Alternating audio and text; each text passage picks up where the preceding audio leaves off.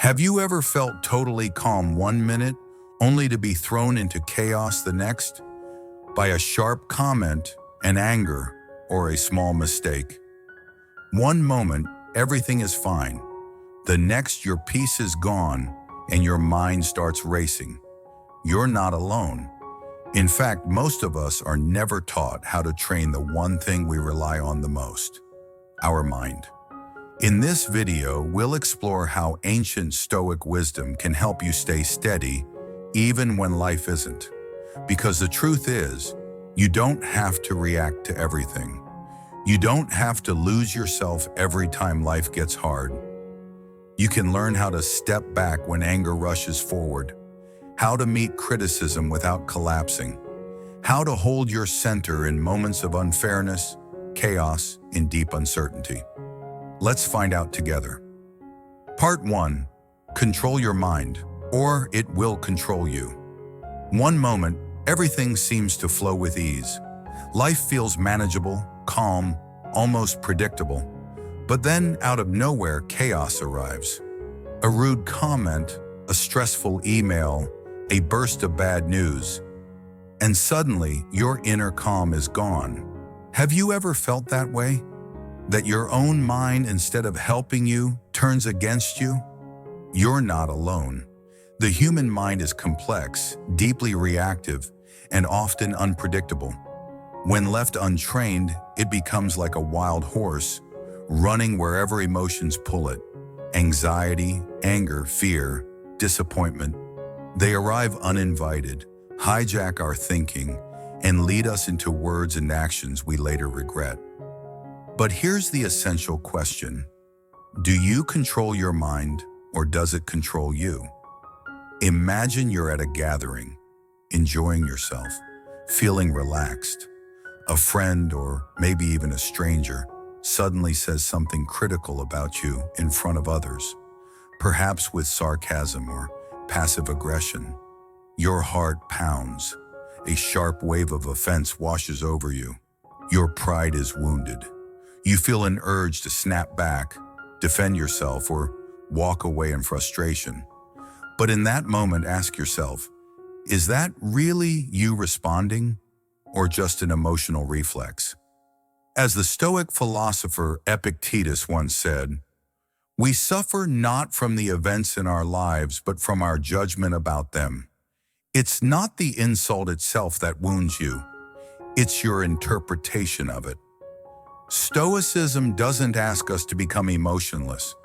On the contrary, it teaches us how to feel without being ruled by those feelings. The Stoic practitioner doesn't suppress anger or pretend to be unaffected. Instead, they pause, they observe, they take a breath, and they choose their response consciously. In the earlier example, instead of reacting with equal force, you might look at the person calmly. You recognize that their comment says more about them than it does about you. You can choose to respond gently or not at all, and in doing so, you retain your dignity. You remain in control. You leave the situation with your peace intact, and quite possibly, you disarm the attacker in silence. Here's a simple Stoic practice to try. Next time you feel offended, pause for 10 seconds before saying anything. In that pause, reflect. Am I about to act or merely react? This habit alone can change the course of many interactions. When we start to train our minds this way, by bringing awareness into the moment, we slowly rewire our patterns. The goal is not perfection, but progress. When a driver cuts you off, you can tense up and curse, or you can breathe and let it go. When someone speaks harshly, you can choose to remain anchored in your calm. This isn't passivity, it's power. It's the power of someone who doesn't hand over control to the first trigger that appears. Marcus Aurelius, Roman emperor and Stoic thinker, reminded himself daily, "You have power over your mind, not outside events. Realize this, and you will find strength." Those words weren't meant just for philosophers in ancient Rome. They are a compass for all of us, especially in our fast-paced, unpredictable world today. So, what about you? Can you remember the last time you lost your calm? Would it have been different if you paused, even for a moment? What would your day look like if you trained your mind to stay steady, regardless of what came your way? True freedom doesn't come from controlling the world. It comes from mastering how we meet it. And when you begin to control your mind, you begin to reclaim your peace, your clarity, and ultimately your life. Part 2. Anger doesn't solve problems. Anger is one of the most immediate and powerful emotions we experience as human beings. It can rise in seconds and take over completely, clouding our judgment, tensing our bodies, and narrowing our vision. We've all been there. A careless driver cuts us off. A colleague makes a dismissive comment. A loved one says something that hits a nerve. And just like that, we're filled with fire. But the real question is, does anger ever truly help? In the moment, it may feel like anger gives us strength. That yelling, lashing out, or pushing back somehow puts us back in control. But when we look at it honestly, what does anger actually solve? More often than not, it escalates the situation, damages relationships, and leaves us feeling worse than before. As the Stoic philosopher Epictetus wisely said, "It's not what happens to you, but how you react to it that matters." Let's explore a common situation. You're driving to work, keeping a steady pace, perhaps enjoying a podcast or the quiet of the morning. Suddenly, another car swerves in front of you, dangerously close. Your heart jumps. Without thinking, your hand goes to the horn, your foot presses harder on the gas, and a rush of fury takes over.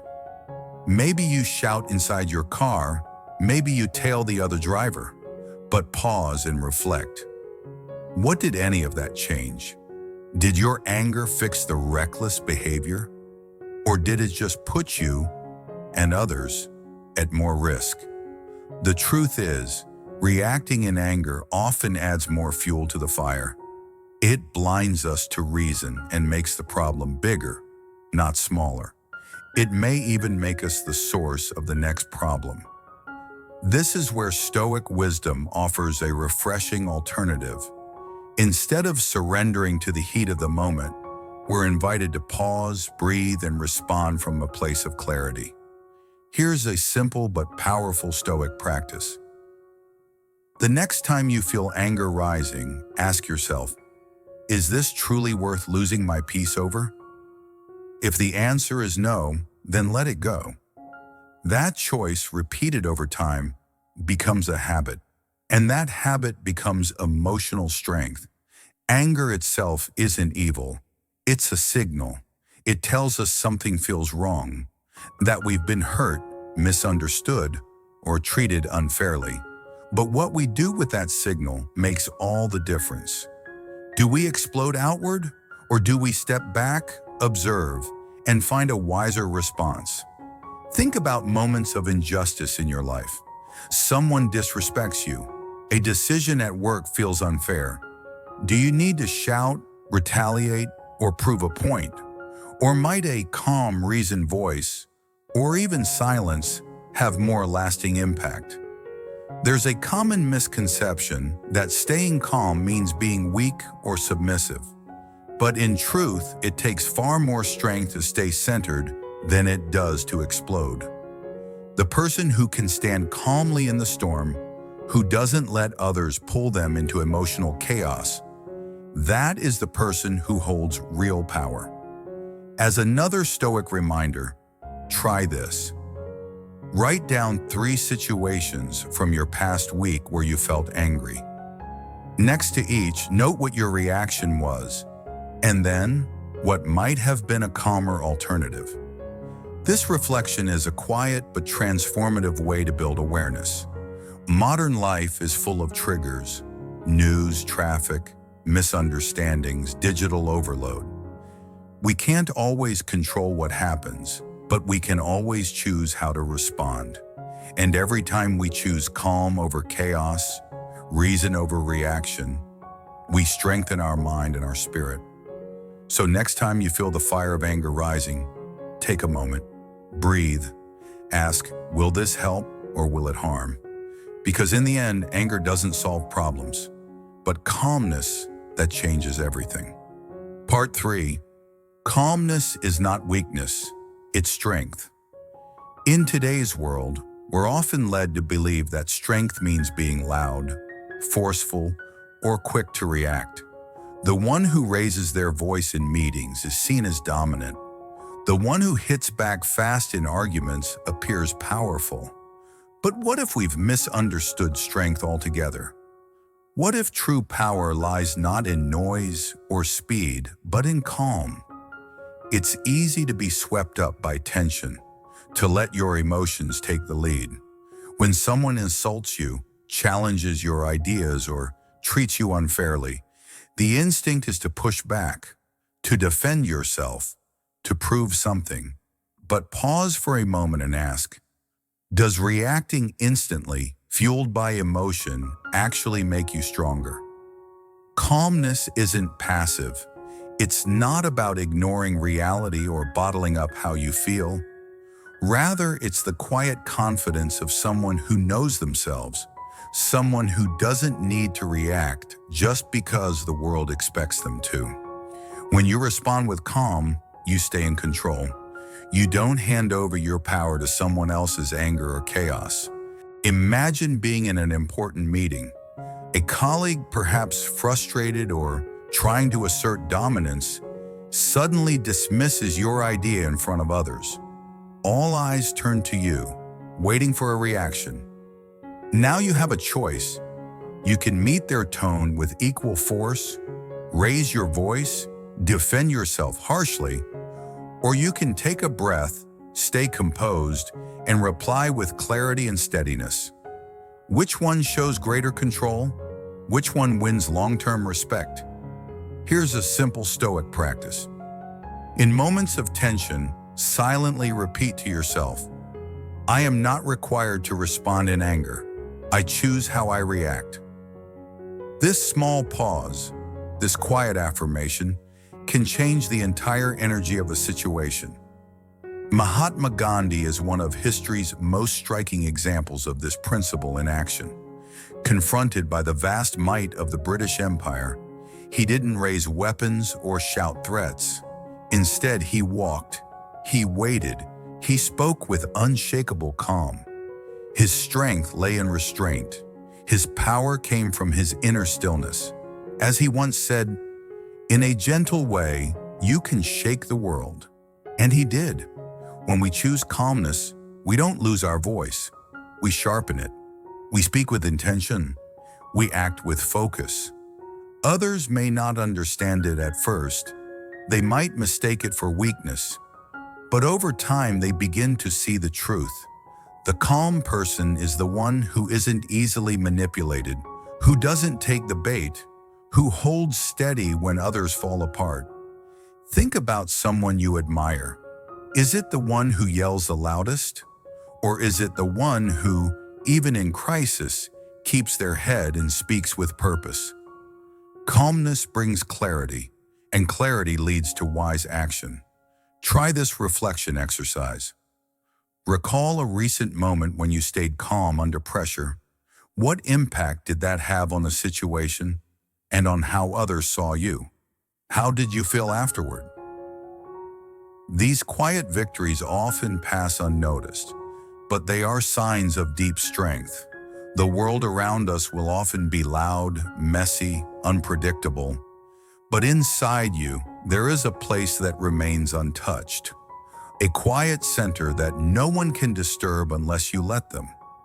When you live from that center, you stop reacting and start choosing. True strength isn't about overpowering others. It's about mastering yourself. And in that mastery, calmness isn't just a trait. It becomes your greatest advantage. Part 4. Life is unfair. But that doesn't matter. We've all had moments where life felt unfair. You give your best, stay honest, show up every day with effort and integrity. And yet someone else gets the reward, the recognition, or the opportunity. Or maybe you've been kind to others, only to be met with betrayal or indifference. And in those moments, it's easy to ask, why?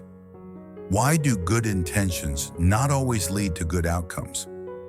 But here's a deeper truth. Life is not fair, and it was never meant to be. The Stoics understood this well. Their philosophy doesn't deny injustice, but it reframes how we respond to it. Because if we measure peace and happiness by whether life treats us fairly, we'll be forever disappointed. Instead, the Stoics ask us to focus on what we can control, and that always begins with ourselves. Marcus Aurelius, the Roman emperor and Stoic philosopher, wrote, "You have power over your mind, not outside events. Realize this, and you will find strength." It's a line worth remembering, especially in moments of unfairness.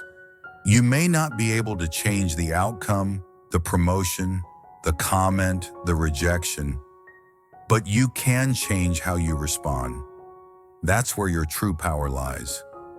Let's take a moment to reflect on something real. Have you ever felt crushed by disappointment? Perhaps you poured yourself into a project only to be overlooked. Or a friend you trusted broke your confidence. In times like these, the temptation to become bitter or withdraw from the world can be strong, but that reaction gives away your peace to forces outside of you. Instead, try this Stoic reflection. Ask yourself, can I control this outcome? If the answer is no, then ask, what can I control right now? This shift in attention, from what's unfair to what's actionable, is a mental liberation. It allows you to move forward without carrying the weight of resentment. Nick Vujicic's story offers a powerful example. Born without arms or legs, Nick faced a life many would consider tragically unfair. He struggled deeply with feelings of despair and even thoughts of ending his life. But at some point, he made a choice to stop focusing on what he lacked and start focusing on what he could do. He learned to write, swim, and speak to crowds. Not despite his challenges, but because he chose a different response to them. His life reminds us, unfairness is real, but so is resilience. When we accept that we cannot change everything, and instead pour our energy into changing ourselves, we begin to live with a different kind of freedom. Here's a practical exercise. At the end of each day, write down one thing that felt unfair, and next to it, write what part of it, if any, you could actually control. Then write one action you can take tomorrow to move forward. Over time, this trains your mind to shift away from victimhood and toward clarity. The truth is, life will not always reward effort. Sometimes people get ahead for the wrong reasons. Sometimes bad things happen to good people. But none of that defines who you are, unless you let it. Your identity isn't shaped by what happens to you, but by how you choose to respond. So the next time life feels unfair, and it will, pause, breathe. Remind yourself that your energy is better spent not on complaint, but on character. Because while life may not be fair, your response can still be noble. And in that nobility, you find peace, the kind of peace that no external injustice can ever take away. Part 5. Losing control is a choice. We often think that losing control is something that just happens to us, that it's a natural, automatic reaction to external events. Someone insults us and we snap. A plan goes wrong and we panic. We tell ourselves, I couldn't help it. But here's the truth that Stoicism quietly reminds us. Losing control isn't something that happens to you. It's something you choose. This might sound harsh at first, especially when emotions run high, but it's also liberating, because if losing control is a choice, then so is staying calm. And that means we have more power over our inner world than we realize. Let's take a simple example. You're waiting in line at the grocery store. It's been a long day. You're tired, and then someone cuts in front of you, ignoring the line altogether. Your heart rate spikes. Anger flares. You feel the urge to say something sharp or cause a scene. But what happens if you pause, just for a few seconds, and ask yourself, is this worth my peace? Epictetus, one of the most respected Stoic philosophers, once said, "Remember, it is not enough to be hit or insulted to be harmed. You must believe that you are being harmed." This subtle shift in perspective is powerful. What causes the harm is not the event, but your judgment about it. And if your judgment changes, so does your emotional experience. Imagine being able to walk through your day with that mindset. Traffic jam, delay at the airport, passive-aggressive email from a colleague. Each one becomes a chance to exercise your strength rather than surrender your mood. You begin to see that your calm is not something others can take unless you hand it to them. Here's a Stoic practice to try. Each time you feel triggered, ask yourself, what part of this situation is under my control? Then act only on that part.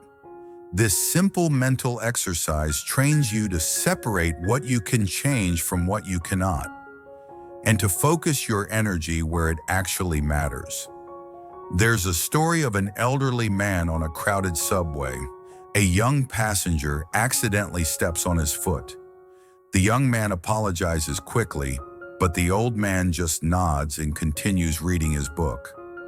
A bystander, surprised, asks him why he didn't get upset.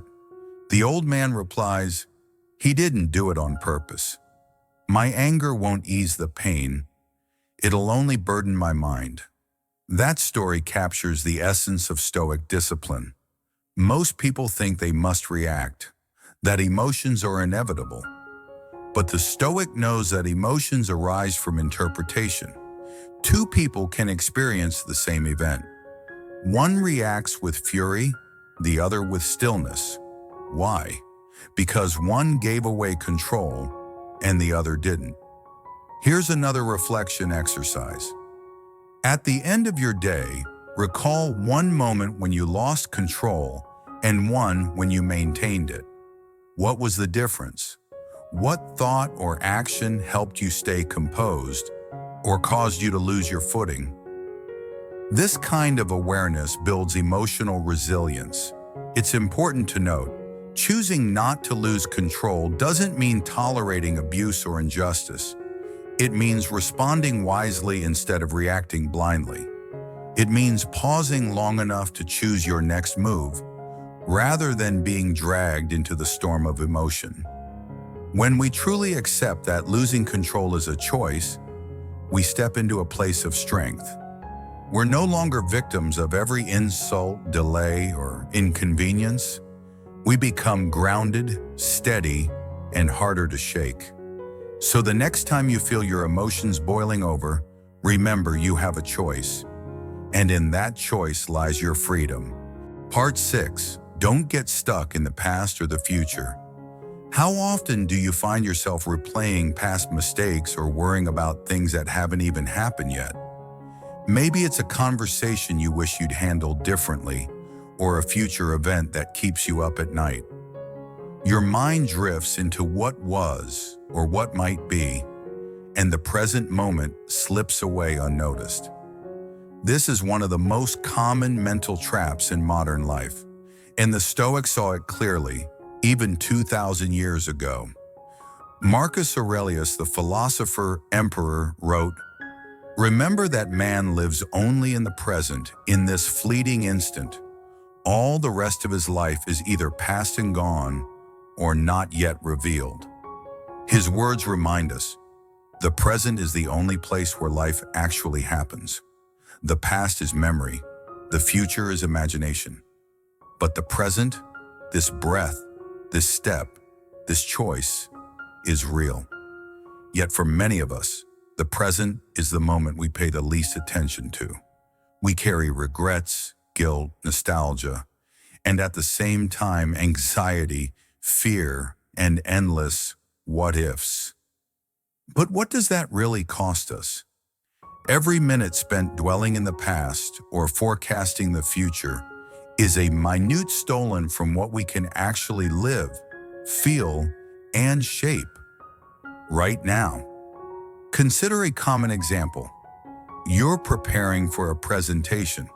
Your mind might jump to that time last year when things didn't go well, or it might fixate on what could go wrong this time.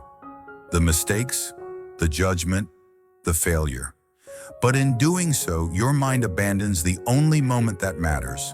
This one, the moment where you can breathe, prepare, and move forward. Here's a practical Stoic exercise. When your thoughts begin to wander into the past or the future, gently bring yourself back by asking, what is happening right now? Focus on your breath, your body, your surroundings. Name one thing you can see, one thing you can hear, and one thing you can feel. This simple check-in can ground you in the present like an anchor in a storm. Tennis champion Novak Djokovic once spoke openly about how much he used to get trapped in mental loops, replaying past losses, fearing future results. He realized those thoughts weakened him. What changed his game, and eventually his career, was learning to stay in the moment.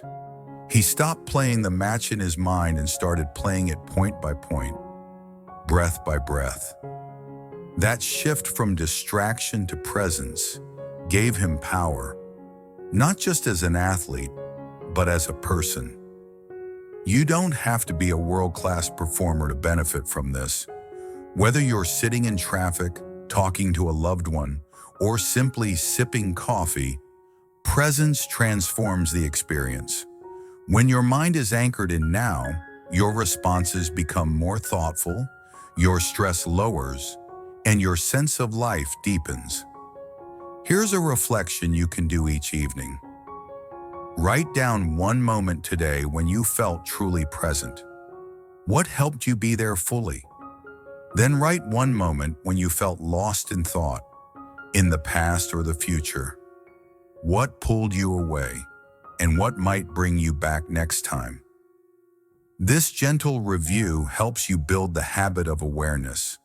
Living in the present doesn't mean we ignore the past or avoid preparing for the future. It means we stop being ruled by them. We learn from the past, but we don't live there. We plan for the future, but we don't fear it. We stay where life is actually unfolding. So the next time your mind begins to drift to what was or what might be, pause, breathe, gently return to now. Because this moment, as simple or ordinary as it may seem, is the only one that truly belongs to you. Part 7. Life is chaotic, but calmness lies within. Life is unpredictable. One moment, everything seems to be going smoothly. The next, a message, a phone call, or a sudden event shakes your entire day. A disagreement with a colleague, an unexpected bill, a traffic jam, or even just a careless word from someone close to you. And suddenly your inner world starts spinning. We've all been there, but in these moments there is a quiet truth we often forget. While we cannot control the chaos around us, we can choose how we respond. That space between the trigger and your reaction, that's where calmness lives. And that calmness is not outside you, it's already within. Stoic philosophy teaches us that external events are not what disturb us. It's our judgments about those events. The world will always bring disorder, but it is within our power to cultivate inner order. Imagine a storm raging outside a quiet house. The wind howls, the trees bend, rain lashes the windows, but inside it's still and warm. Your mind can be that house. You can learn to close the windows of reactivity and light the fire of mindfulness. Think of a common scenario. You're driving on a busy road. A driver swerves in front of you abruptly, forcing you to brake hard. Your heart races, anger flares. It's a moment of instant chaos. But then you pause. You take a breath. You remind yourself that reacting with rage won't change what happened. It won't make you safer or bring justice. It will only give away your peace. So instead, you choose to let it go. That decision, to pause, to breathe, to return to your center, is not weakness. It is a form of mastery. And like any skill, it can be strengthened with practice. Here's a Stoic exercise to try. Each morning, remind yourself, today something unexpected will happen. I cannot control everything, but I can control myself. Setting this intention helps you meet the day's disorder with readiness, not resentment. Daily life is filled with emotional traps. Someone speaks sharply to you. A plan falls apart. A family member lets you down. In those moments, the world wants to pull you into its turbulence, but you don't have to go. You can stay anchored. You can observe what's happening without being consumed by it. It's not about ignoring your emotions. It's about recognizing them without letting them drive your actions. It's the quiet strength to say, I see what's happening, but I will choose my response. That is where real freedom begins. Let's make this practical. The next time you feel tension rising, in a meeting, in traffic, or in a personal conversation, take 3 slow breaths. Feel your feet on the ground. Remind yourself, I am not this moment. I am the one observing this moment. You'll be surprised how quickly this short ritual can restore clarity. When you remain calm in a storm, something powerful happens. You not only protect your own energy, but you influence those around you. People begin to feel your steadiness, and often they soften too. Calmness is contagious. It diffuses tension. It opens space for better decisions, deeper connection, and lasting solutions. The world may continue to spin in its wild, unpredictable rhythm, but you don't have to spin with it. You can choose to be still, to breathe, to respond with intention rather than impulse.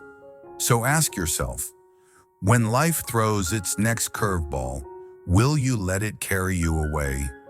Or will you return to the calm within you, the place that no chaos can reach? That calm is not something you find. It's something you remember. And once you reclaim it, you carry peace with you, wherever life takes you. Part 8. Don't let circumstances define you. Life is a constant stream of events. Some expected, many not. Some people are born into comfort, while others face hardship from the very beginning. But no matter where we start, life inevitably brings challenge, change, and adversity. And in those moments, it's easy to believe that our circumstances define who we are. But Stoic philosophy teaches us something far more empowering. It's not what happens to you that defines you, but how you respond to it.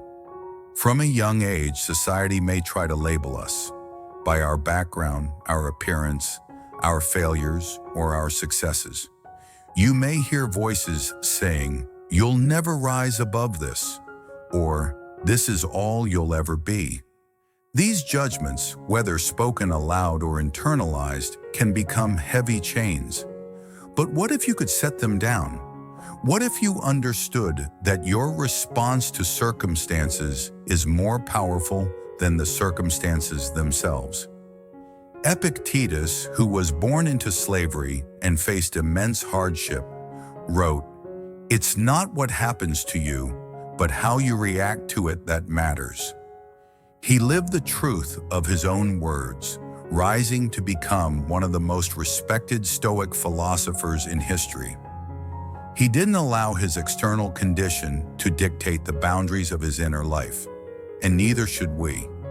Imagine a young person growing up in poverty, constantly reminded of what they don't have.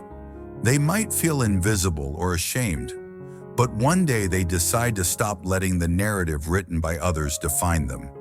They begin learning, working, building, not because their circumstances change overnight, but because their mindset does.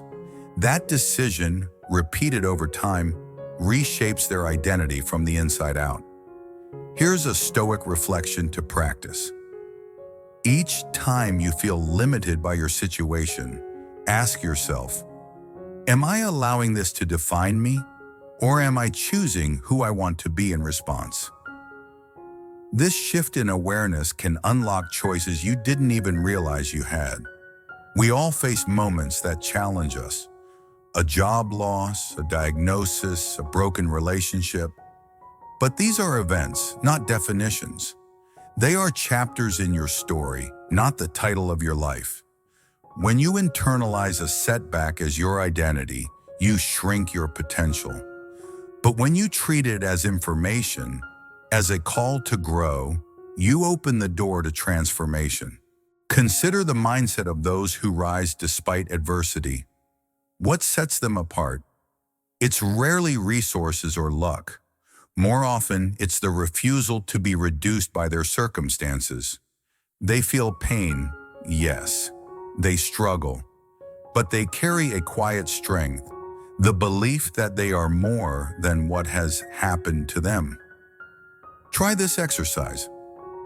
Write down one label or belief about yourself that came from your circumstances, something limiting.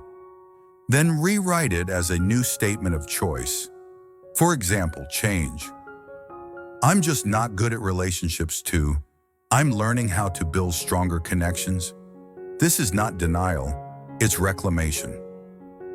Circumstances are real. They shape our path, but they do not define our worth, our values, or our potential. That belongs to us, always. So the next time the world tries to put you in a box, or when life feels unfairly stacked against you, pause and remember. You are not your conditions. You are not your past. You are the one who chooses what comes next. And when you make that choice, consciously, calmly, with clarity, you reclaim your power. You become the author of your own life, no longer reacting to the world, but rising above it. Thank you for watching and reflecting with us here at Stoic Timeless Lessons. If something in today's message stirred something inside you, hold on to it. Let it guide you back to what you've always carried within, the strength to stay calm, the clarity to choose wisely, and the peace that no chaos can take. This isn't the end, just a quiet step deeper into your own awareness. Subscribe for more timeless insights. And remember, the next video might not just inform you, it might awaken you.